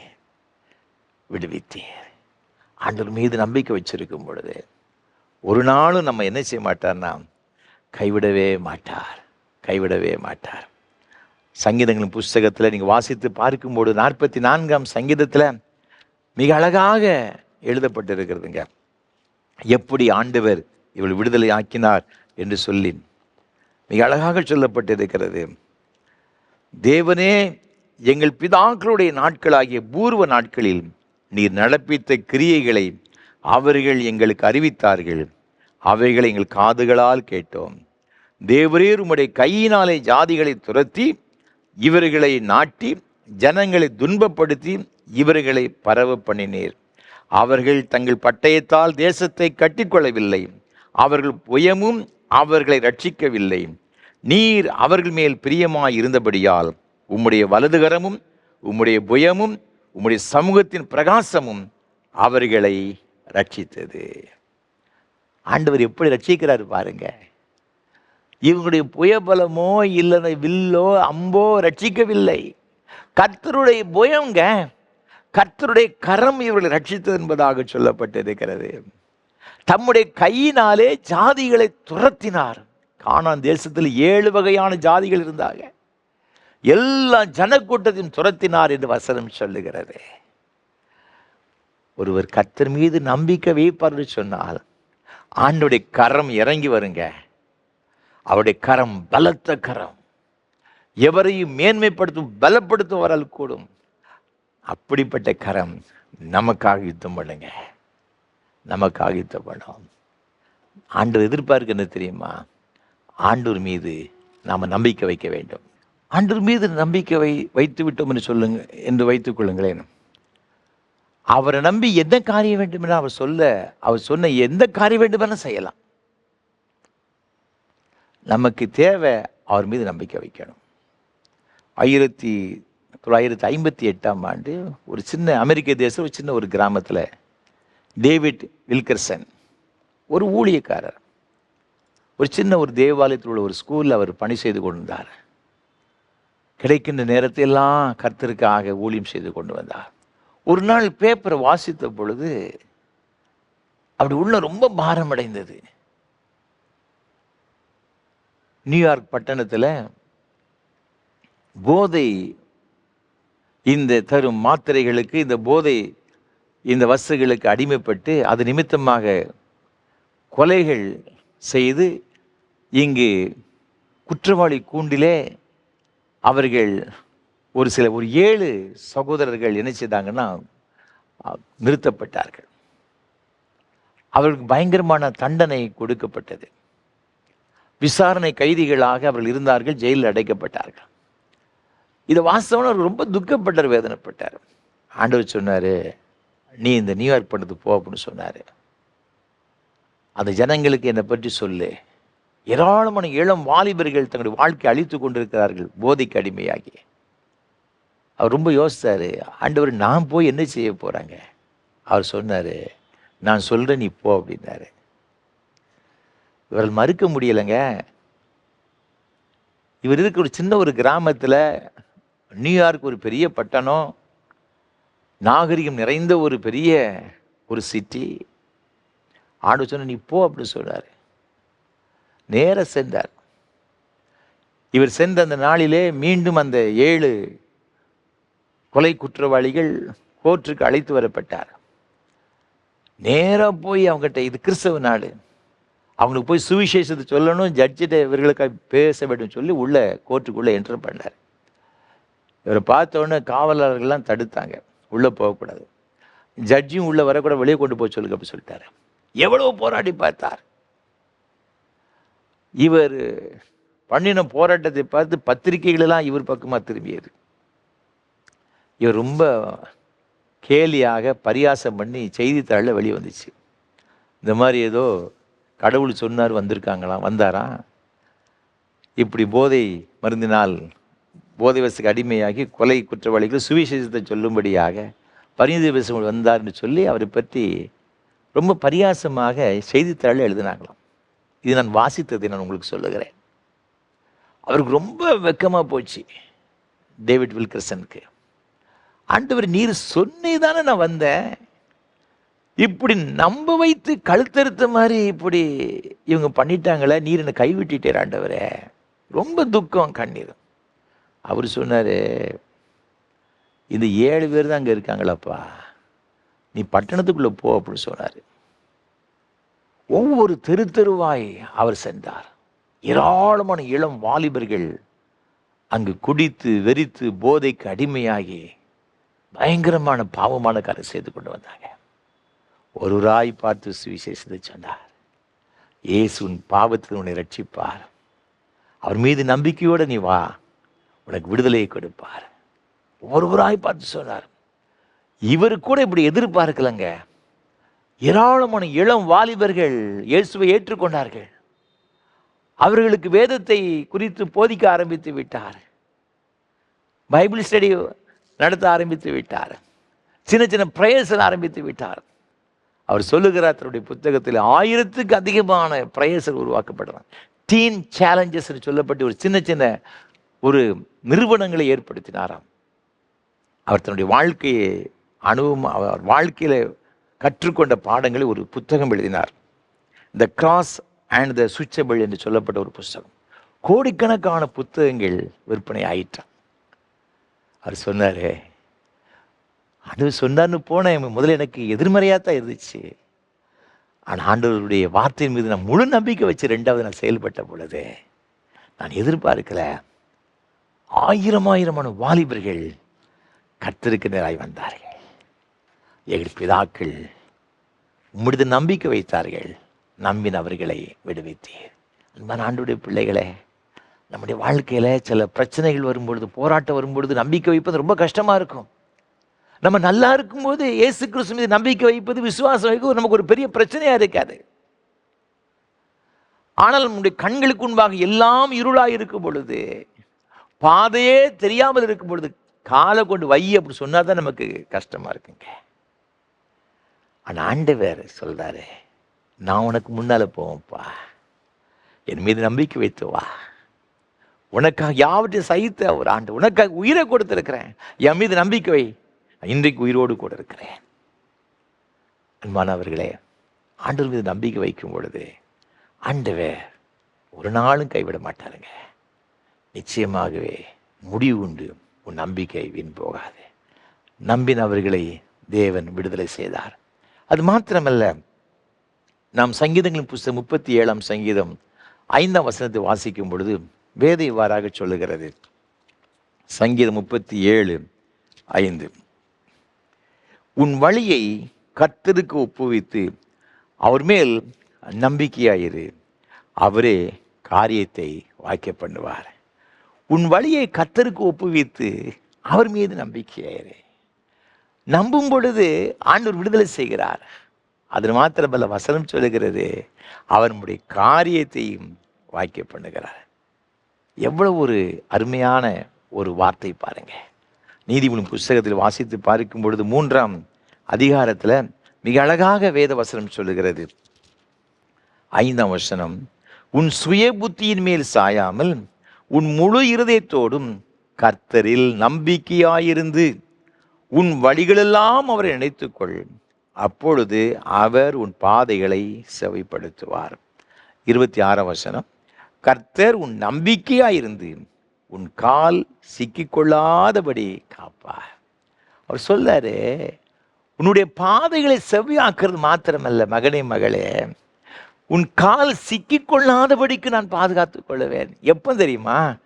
ஆண்டவர் மீது நம்பிக்கை வைக்கும் பொழுது. எசேக்கியா ராஜாவை பற்றி இங்கு வேதம் மிக அழகாக சொல்லுகிறது. 2 ராஜாக்களும் புஸ்தகம் 18ஆம் அதிகாரத்தில் 5ஆம் வசனம். நம்ம எல்லாருக்கும் தெரிந்த ஒரு வசனம் தான், பார்த்துக்கிடுங்க. அவன் இஸ்ரவேலின் தேவனாகிய கர்த்தரின் மேல் வைத்த நம்பிக்கையிலே அவனுக்கு பின்னும் அவனுக்கு முன்னும் இருந்த யூதாவின் ராஜாக்கள் எல்லாம் அவனை போல் ஒருவனும் இருந்ததில்லை. எசேக்கியா ராஜாவை பற்றி சொல்லப்பட்டிருக்கிறது. யூதாவின் ராஜாக்கள் எத்தனையோ பேர் வந்தாங்க. தாவீது வந்தார், சாலமோன் வந்தார், இப்படி ஏராளமான ராஜாக்கள் 1 by 1 வந்தாங்க, பார்த்துக்கிறீங்க. ஆனால் எசேக்கியாவை பற்றி ஒரு நல்ல ஒரு சர்டிஃபிகேட் இங்கே வேறு சொல்லப்பட்டிருக்கிறது. அவனுக்கு முன்னும் அவனுக்கு பின்னும் அவனை போல கர்த்தர் மீது நம்பிக்கை வைத்த ராஜா ஒருத்தர் கிடையாது. இவ என்ன செய்தான்னு பார்த்தீங்கன்னா, தேசத்தின் ஜனங்கள் எல்லாரையும் ஆண்டவர் மீது நம்பிக்கை வைக்க பண்ணினான். தான் மாத்திரம் கிடையாதுங்க, தன்னுடைய தேசத்தையே நம்பிக்கை வைக்க பண்ணினான். இன்றைக்கு நிறைய குடும்பங்களில் இவங்க பெற்றோர்கள் பக்தியாக இருப்பாங்க, ரெகுலராக சர்ச்சுக்கு போவாங்க, சந்தேகம் கிடையாது. ஆனால் பிள்ளைகளை அந்த விசுவாசத்தில் வளர்க்க மாட்டாங்க, பார்த்துக்கிடுங்க. அந்த பிள்ளைகளுக்கு ஒரு ஸ்கூல், ஒரு டியூஷன், ஸ்டடீஸு இல்லை, அந்த பிள்ளைங்க எங்கேயாவது மேட்சுக்கு போகிறாங்கன்னு விட்டுருவாங்க, பார்த்துக்கிடுங்க. இவங்க நல்ல பக்தியாக தான் இருப்பாங்க. ஐயா, நான் பிள்ளைகளுக்காக ஜெபம் பண்ணுறது. இந்த சின்ன வயசில் நம்ம அந்த பிள்ளைகளுக்கு ஆண்டவரை பற்றி சொல்லி கொடுக்காம, ஆண்டவர் மீது உள்ள ஒரு நம்பிக்கையை நம்ம கற்றுக் கொடுக்காம வளர்த்தோம் என்று சொன்னால் இப்போ பிரச்சனை வராதுங்க. அவன் வாலிபனாக இருக்கும்போது தான் பிரச்சனை வரும். அன்னைக்கு தான் நம்ம கண்ணீர் வடிப்போம். அந்த பிள்ளைகளுக்கு பைபிளே தெரியாமல் போயிருங்க. எல்லா மதமும் ஒன்று அப்படின்ட்டு போயிடுவான் பார்த்துக்கிடுங்க. கோயில் பக்கமே வர மாட்டாங்க. ஒரு குருவானவர்கிட்ட வந்து சொல்லுவாங்க, ஐயா வீட்டுக்கு வாங்க ஐயா, என் மகனுக்கு கொஞ்சம் ஆலோசனை சொல்லுங்க ஐயா, என் மகளுக்கு ஆலோசனை சொல்லுங்க, என் மகளுக்கு எவ்வளவு நான் சொன்னாலும் கேட்க மாட்டேங்கிறா, பைபிளை படி 24 ஹவர்ஸும் மொபைலும் கைமா இருக்கிறா, மிட் நைட்டில் 2 மணிக்கு எந்திரிச்சு பார்த்தா கூட அவள் யார்கிட்டையோ பேசிக்கிட்டு இருக்கிறா, என்னன்னு கேட்டால் எல்லாம் உங்களுக்கு தேவை கிடையாது, நீங்கள் போய் படுங்க அப்படின்னு சொல்கிறா. என் மகள்கிட்ட ஒன்றுமே பேச முடியலை. எத்தனை குடும்பங்கள் அழுது கொண்டு இருக்கிறீங்க. நம்ம இந்த சின்ன வயசுல இந்த பிள்ளைகளை இந்த விசுவாச மார்க்கத்தில் வளர்க்கணுங்க. ஆண்டவர் மீது நம்பிக்கை வைத்து நம்முடைய பிள்ளைகள் வளர்க்கணுங்க. ரெகுலராக பிள்ளையை சர்ச்சைக்கு கொண்டு வரணும், வசனத்தை கற்றுக் கொடுக்கணும், ஞாயிறு பாடசாலைக்கு பிள்ளைகளை அழைத்து கொண்டு போகணும், பைபிள் எக்ஸாம் பிள்ளைகளை என்கரேஜ் பண்ணி படிக்க வைக்கணுங்க. கிறிஸ்து மார்க்க சத்தியத்திலே நாம் நம்முடைய பிள்ளைகளை நடத்தணும். இதான் ஞானஸ்தானம் கொடுக்கும் பொழுது குருவானவர் சொல்லுவாங்க, நீங்கள் உங்களுடைய பிள்ளைகளை கிறிஸ்து மார்க்க சத்தியத்தில் நடத்துவீர்களா? ஆமாம் அப்படின்னு சொல்லுவாங்க, ஆனால் நடத்த மாட்டாங்க. அதுதான் பிரச்சனை. இதை எசேக்கியாவை பற்றி ரொம்ப ஒரு நல்ல ஒரு ப்ளஸ் பாயிண்ட் என்ன தெரியுமா? அவன் தேசத்தின் மக்களெல்லாம் வந்து நம்ப பண்ணினான். நீங்கள் வேதத்தில் வாசித்து பாருங்க, இங்கே வேதத்தில் மிக அழகாக சொல்லப்பட்டிருக்கிறது பாருங்க. 2 ராஜாக்கள் புத்தகம் 18ஆம் அதிகாரத்தில் 29ஆம் வசனத்தில் அசீரியா ராஜாவுடைய இந்த ரப்சாக்கே சொல்கிறான் பாருங்க. என்ன சொல்கிறான்? எசேக்கியா உங்களை வஞ்சியாதபடி பாருங்கள், அவன் உங்களை என் கையிலிருந்து தப்புவிக்க மாட்டான், கர்த்தர் நம்மை நிச்சயமாய் தப்புவிப்பார், இந்த நகரம் அசீரியா ராஜாவின் கையில் ஒப்பு கொடுக்கப்படுவதில்லை என்று சொல்லி எசேக்கியா உங்களை கர்த்தரை நம்ப பண்ணுவான், அதற்கு இடங்கொடாதிருங்கள் என்று ராஜா சொல்லுகிறார். இந்த சேனாதிபதி சொல்றான், இந்த எசேக்கியா ராஜா உங்களெல்லாம் கர்த்தரை நம்புன்னு சொல்லிக்கிட்டு இருக்கிறான், நீங்க அவன் பேச்சை கேட்காதீங்க. அப்போ இந்த எசேக்கியா எந்த அளவிற்கு தன்னுடைய ஜனங்களை கர்த்தருக்கு நேராக திருப்பியிருப்பான் பாருங்க. அதனால தாங்க அவனை இந்த வேதத்தில் மிக அழகாக அவனுக்காக தேவன் பெரிய காரியங்களை செய்தார். அவனுக்கு பெரிய வியாதி வந்துச்சு, மரணத்துக்கு ஏதுவான வியாதி. ஆண்டவனுக்கு சுகம் கொடுத்து மாத்திரம் 15 வருஷம் எக்ஸ்டென்ஷன் கொடுக்கிறதை பார்க்கிறோம். அவனுக்கு ஒரு சந்ததி ஆண்டவர் கொடுக்கிறார். அந்த சந்ததியில் தான் மனாசே ராஜாவாக வருகிறான். அது மாத்திரமல்ல, இந்த அசீரியா ஒரு பெரிய ஒரு வல்லரசு, யூதாவுக்கு விரோதமாக வருகிறார்கள். ஆண்டவர் சொல்றாரு, நீங்கள் 19ஆம் அதிகாரத்தில் பார்த்தீங்கன்னா 2 ராஜாக்களின் புத்தகம் 19ஆம் அதிகாரம் 32ஆம் வசனத்தில் ஆண்டவர் சொல்றாரு, கர்த்தர் அசீரியா ராஜாவை குறித்து, அவன் இந்த நகரத்திற்குள் பிரவேசிப்பதும் இல்லை, இதன் மேல் அம்பு எய்வதும் இல்லை, இதற்கு முன் கேடகத்தோடு வருவதும் இல்லை, இதற்கு எதிராக கொத்தளம் போடுவதும் இல்லை, அவன் இந்த நகரத்திற்குள் பிரவேசியாமல் தான் வந்த வழியே திரும்பி போவான். என் நிமித்தமும் என் தாசனாகிய தாவீது நிமித்தமும் நான் இந்த நகரத்தை ரட்சிக்கும்படிக்கு இதற்கு ஆதரவாயிருப்பேன் என்பதை கர்த்தர் உரைக்கிறார் என்று சொல்லி அனுப்பினார். ஏசாயா தீர்க்கதரிசனம் மூலமாக அவனுக்கு வருகின்ற தீர்க்க தரிசன வார்த்தைகளை, நான் இந்த ஜனங்களை ரட்சிக்கும்படிக்கு நான் ஆதரவாக இருப்பேன். ஒரே ஒரு காரணம், ஆண்டவர் மீது முழு நம்பிக்கை வைத்திருந்தார். கர்த்தர் என்று ராத்திரி வேளையில தூதனை அனுப்பினார், 185,000 பேர் சங்காரம் பண்ணினான் என்று வசனம் சொல்லுகிறது. எனக்கு அன்பான ஆண்டவருடைய பிள்ளைகளே, ஆண்டவர் மீது நம்பிக்கை வைக்கும் பொழுது ரைட் டைம்ல ஆண்டவர் நமக்கு என்ன செய்வார்னா, அவர் என்ன செய்யணுமோ அந்த உதவி கண்டிப்பாக செய்வார். கர்த்தரை நம்புகிறவர் ஒரு நாளும் வெட்கப்பட்டு போவதே கிடையாது.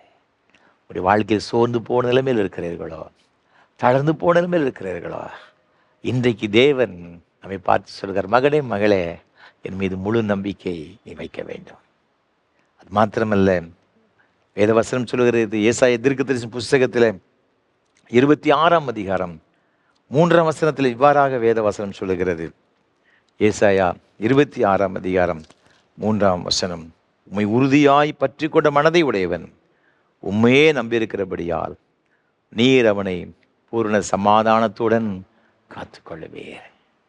ஒருவேளை இருள் போன்ற ஒரு வாழ்க்கை வாழ்ந்து கொண்டிருக்கிறீர்களோ, இருள் சூழ்ந்தது போல் இருக்கிறதோ, என்ன செய்ய வேண்டும் என்று தெரியாத ஒரு நிலைமையில் வாழ்ந்து கொண்டிருக்கிறீர்களோ, ஆண்டவர் மீது முழு நம்பிக்கை வைத்துக் கொள்ளுங்கள். அவருடைய சமாதானம் வாழ்க்கையில் நிச்சயமாகவே நிரப்பும், சந்தேகம் கிடையாது. அந்நாள் தன்னுடைய வாழ்க்கையில் அவ்வளோ பெரிய நிந்தனை, அவ்வளோ பெரிய அவமானப்பட்டிருந்தார். இருதயமெல்லாம் துக்கம். எல்லாரும் பண்டிகைக்கு வந்திருக்கிறாங்க, சந்தோஷமாக பண்டிகை கொண்டாடி கொண்டிருக்கிறார்கள். இவளால் அந்த நிந்தையை, அவமானத்தை தாங்க முடியலை. ஆண்டவருடைய சமூகத்தில் வந்து ஓன்னு கதறி கண்ணீர் விடுகிறாள். ஆண்டவரே, நீர் எனக்கு இறங்கணும். ஆண்டவரே, எனக்கு நீ இறங்கி என்னை நீர் ஆசீர்வதிக்கணும். எனக்கு ஒரு குழந்தையை தரணும். ஆண்டவருடைய சமூகத்தில் கண்ணீரோடு கூட அவள் என்னச்சுதான் ஜெபிக்கிறான். 1 சாமுவேல் 1ஆம் அதிகாரத்தில் நீங்கள் 11ஆம் வசனத்தை வாசித்து பார்க்கும் பொழுது ஆண்டவரை பார்த்து ஜெபம் பண்ணுறார். சேனைகளின் கர்த்தாவே, தேவரீர் உம்முடைய அடியாளின் சிறுமையை கண்ணோக்கி பார்த்து உம்முடைய அடியாளை மறவாமல் நினைத்தருளி உமது அடியாளுக்கு ஒரு ஆண் பிள்ளையை கொடுத்தால் அவன் உயிரோடு இருக்கும் சகல நாளும் நான் அவனை கர்த்தருக்கு ஒப்பு கொடுப்பேன். அவன் தலையின் மேல் சவரம் கத்தி படுவதில்லை என்று ஒரு பொருத்தனை பண்ணினாள். ஆண்டவருடைய சமூகத்திலே தன்னுடைய இருதயத்தெல்லாம் ஊற்றிவிட்டாள். ஆண்டவருடைய வாக்கு அவளுக்கு வருகிறது ஆசாரியனாக ஏலி மூலமாக. 17ஆம் வசனத்தில், சமாதானத்துடனே போ, நீ இஸ்ரவேலின் தேவனிடத்தில் கேட்ட உன் விண்ணப்பத்தின்படி அவர் உனக்கு கட்டளையிடுவாராக. அடுத்த வசனம் சொல்லுகிற, அப்புறம் அவள் துக்கமுகமாய் இருக்கவில்லை. அன்பான ஆண்டவருடைய பிள்ளைகளே, ஆண்டவர் மீது அவ்வளோ நம்பிக்கை வச்சுட்டாங்க. சமாதானத்தோடு போ, நீ ஆண்டவரிடத்தில் கேட்ட உன்னுடைய விண்ணப்பத்தின்படி அவர் உன்னை கட்டளையிடுவார். அந்த வார்த்தையில நம்பிக்கை வச்சாங்க. துக்கம் மாறிற்று. கர்த்தர் அவளை நினைத்தார். அருமையான ஒரு ஆண் குழந்தை. இஸ்ரவேல் ஒரு சிறந்த ஒரு நியாயாதிபதி சாமுவேல். 2 ராஜாக்களை அவன் அபிஷேகம் பண்ணாங்க. எவ்வளோ பெரிய ஒரு பாக்கியமான ஒரு காரியம். இஸ்ரவேல் ஒரு சிறந்த ஒரு நியாயாதிபதி. அவன் தான் கடைசி நியாயாதிபதி. இன்றைக்கும் ஆண்டவர் மீது நாம் நம்பிக்கை வைக்கும் பொழுது ஒரு நாளும் நம்மை கைவிடவே மாட்டார். கர்த்தர் மீது நம்பிக்கை வைக்கிற மனுஷன் பாக்கியவான், பாக்கியவதி. நாம் முழு நம்பிக்கை அவர் மீது வைப்போம். எதை பற்றியும் கவலைப்படாதீங்க. அவரை நம்பி காரியத்தில் நீங்கள் எல்லாம் நீங்கள் முன்னெடுங்க. நிச்சயமாய் இதிலும் பெரிதானவளை காண்பா என்ற வார்த்தையின்படி கர்த்தர் பெரிய காரியங்களை உங்களுடைய தனிப்பட்ட வாழ்விலே, குடும்ப வாழ்விலே, பிள்ளைகளுடைய வாழ்விலே, உங்களுடைய தொழில்கள், உங்களுடைய வியாபாரங்கள், நீங்கள் கையிட்ட எல்லா காரியத்திலும் நிறைவான ஆசீர்வாதங்களை கொடுத்து உங்களை வழி நடத்துவார். அப்படிப்பட்ட கிருபைகளை கர்த்தர் தாமே ஒவ்வொரு தருவாராக. ஆமே. அர்ப்பணிப்பின் பாடலாக கீதம் 191 கிறிஸ்தவ கீர்த்தனை 78 பாடுவோம்.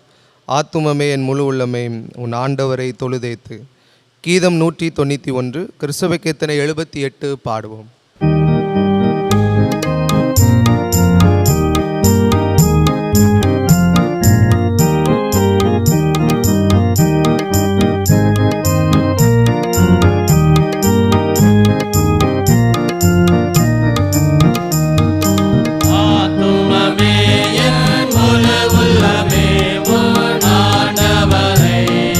தொழுதேத்து என் நாள் வரை அன்பு வைத்தாத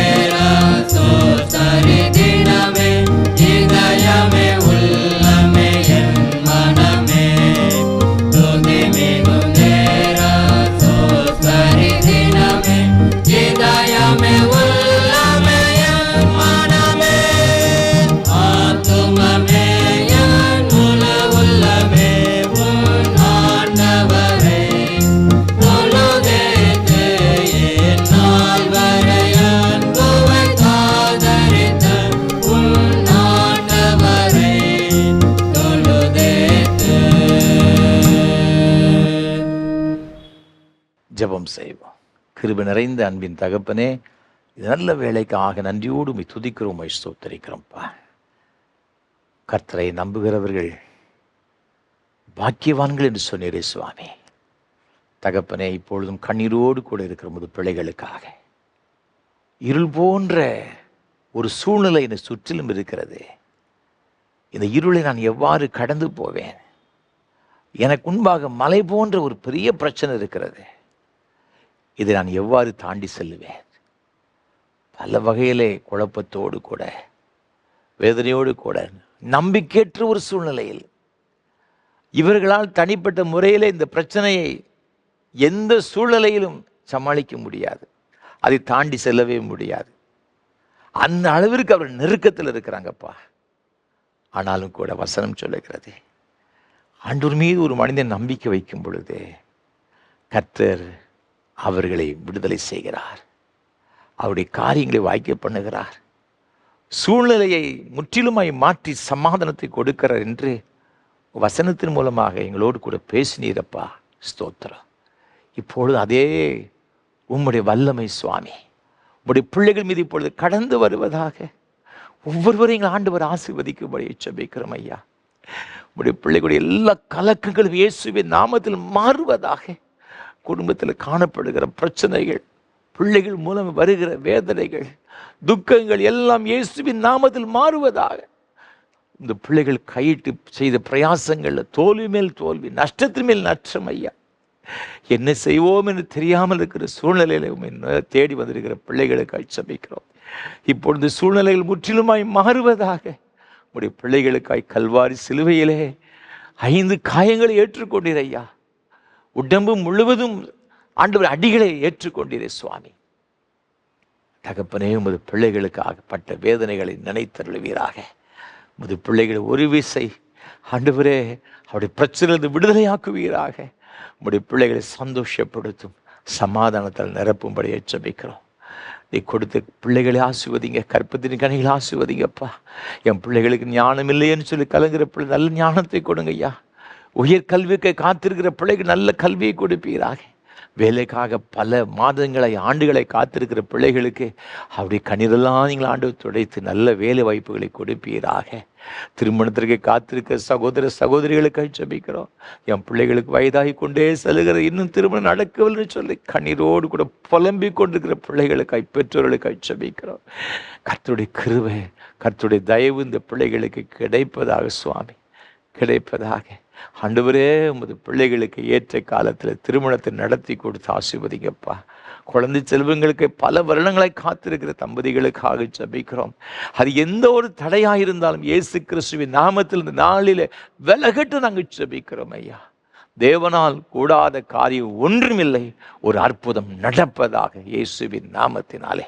அவர்கள் பட்ட அவமானங்கள், நிந்தனைகள், வேதனைகள் இன்றோடு ஒளிந்து போவதாக இயேசு கிறிஸ்துவின் நாமத்தினாலே. ஆண்டவரே, உமது பிள்ளைகளை உம்முடைய பரிசுத்தமான சன்னிதானத்திலிருந்து ஆசீர்வதித்து ஜெபிக்கிறேன் ஐயா. உம்முடைய பிள்ளைகள் மீது உம்முடைய ஆசீர்வாதம் கடந்து வருவதாக. என் நாமத்தின் நிமித்தம் நீ ஆசீர்வதிக்கிறவர்களை ஆசீர்வதிப்பேன்னு சொன்னீங்களப்பா.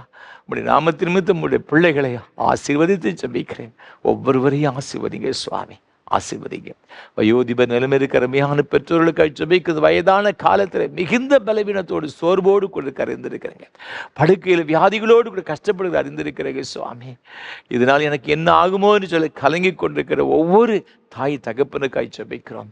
கர்த்தருடைய வல்லமை இந்த பிள்ளைகள் மீது இறங்குவதாக, பலவீனங்கள் மாறுவதாக இயேசுவின் நாமத்தினால. ஒரு புதிய பலனும் உண்டாகட்டும் ஐயா. அவருடைய கவலைகள், மனபாரங்கள் எல்லாவற்றை அகற்றி உம்முடைய சமாதானத்தினால் நிரப்பும்படியாக நாங்கள் ஜெபிக்கிறோம் ஐயா. வியாதினால் கஷ்டப்படுகிற ஒவ்வொரு பிள்ளைகளுக்காக ஜெபிக்கிறோம். என்னென்ன பலவீனத்தினால் அந்த பிள்ளைகள் பலவீனப்பட்டு இருக்கிற எல்லாவற்றிலிருந்தும் ஒரு பூர்ண விடுதலையை ஆண்டவருக்கு தரும்படியை ஜெபிக்கிறோம் ஐயா. ஆண்டவரை தொழில் நஷ்டத்தினால் கண்ணீரோடு கூட இருக்கிற பிள்ளைகளுக்காக ஜெபிக்கிறோம். அதெல்லாம் மாற்றுவீராக. தொழிலில் ஒரு பெரிய ஆசீர்வாதம், ஆண்டவர் ஒரு பெரிய பெருக்கத்தை கர்த்தர் கட்டளையிடும்படியாக நாங்கள் ஜெபிக்கிறையா. இன்னும் என்னென்ன காரியத்தில் இந்த பிள்ளைகள் மிகுந்த வேதனையோடு கூட நம்முடைய சமூகத்தில் வந்திருக்கிறார்களோ, அது நில சம்பந்தமான ஒரு காரியமாக இருக்கலாம், வீடு சம்பந்தமான ஒரு காரியமாக இருக்கலாம், அல்லது வியாதி சம்பந்தமான ஒரு காரியமாக இருக்கலாம், பிள்ளைகளை குறித்த ஒரு காரியமாக இருக்கலாம். எதுவாக இருந்தாலும் கூட சுவாமி, இப்பொழுது உங்களுடைய பிள்ளைகளுடைய வாழ்க்கையில் அற்புதம் செய்யும்படி நாங்கள் ஜெபிக்கிறோம். நீங்கள் அவர் செய்கிற தயவுக்காக கோடாக கொடி ஸ்தோத்திரம். ஆண்டவரே உமக்கு நன்றி செலுத்துகிறோம் ஐயா. உம்முடைய தெய்வீக பிரசனத்திற்கு உம்முடைய பிள்ளைகள் ஒவ்வொரு ஒப்பு கொடுக்கிறோம் ஐயா. ஆண்டவர் பொறுப்படுத்திக் கொள்வீராக.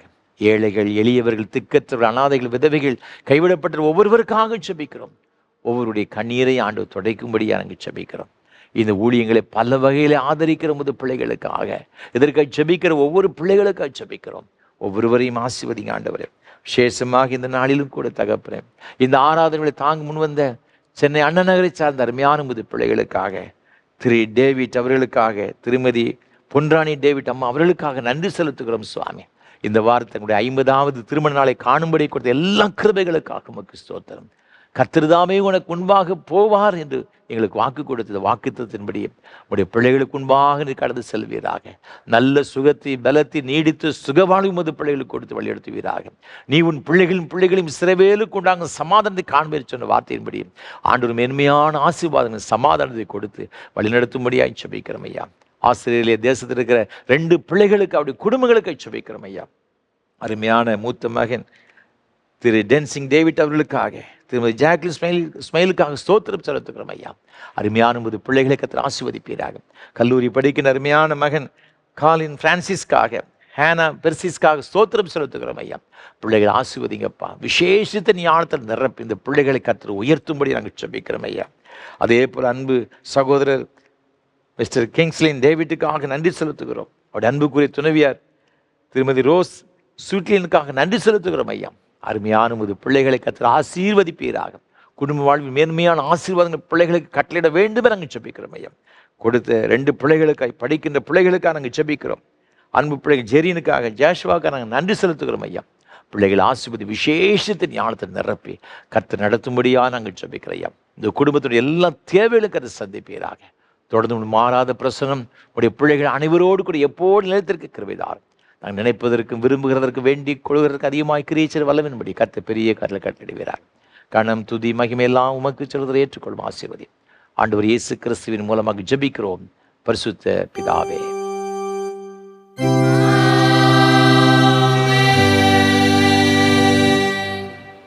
தேவனுடைய இரக்கமுள்ள கிருபைக்கும் பராமரிப்புகளும் ஒப்புவிக்கிறோம். கர்த்தர் ஆசீர்வதித்து காக்கடவர். கர்த்தர் தம்முடைய முகத்தை உண்மை பிரகாசிக்க பண்ணி உங்கள் மேல் கிருபை இருக்க கடவர்.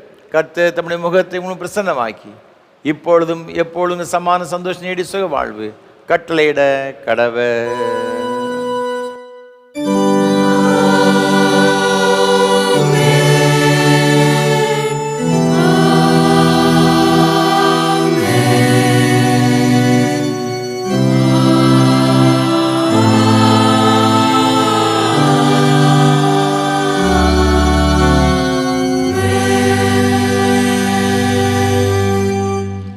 நிறைவு கீதமாக பாமாலை மங்கள கவிகள் 1 பாடுவோம்.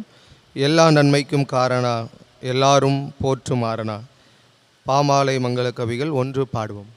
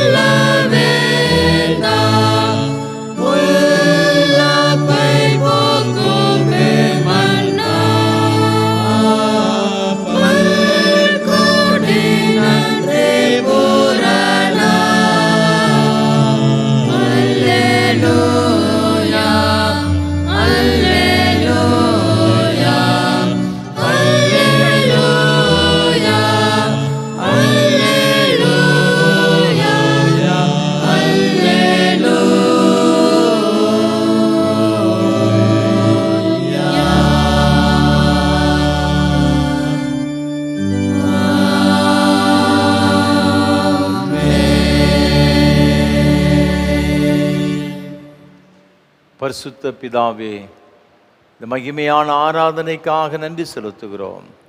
ஆண்டவர் மத்தியில் எழுந்தருளி உம்முடைய பிரசன்னத்தில் நிறைத்தீங்கள் ஆசீர்வதித்தீரே. கோடி ஸ்தோத்திரம் செலுத்துகிறோம்.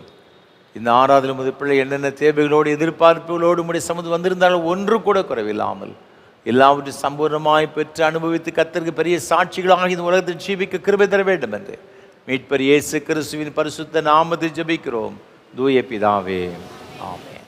கர்த்தங்களோடு இருப்பாராக. தேவ சமாதானத்தோடு சென்று வாருங்கள்.